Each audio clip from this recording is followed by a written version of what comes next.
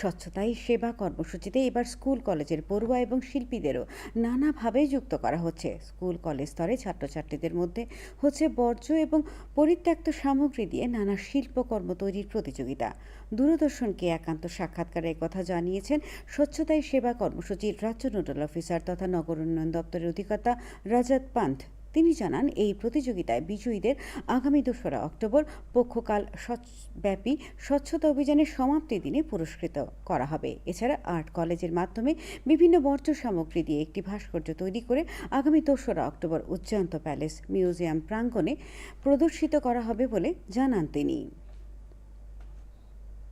छोटे छोटे बच्चों ने स्कूल्स में इन सबको मतलब स्वच्छता पे बात करी जा रही है। विभिन्न कॉलेज में, ऑफिसेस में स्वच्छता प्लेज लिए जा रहे हैं।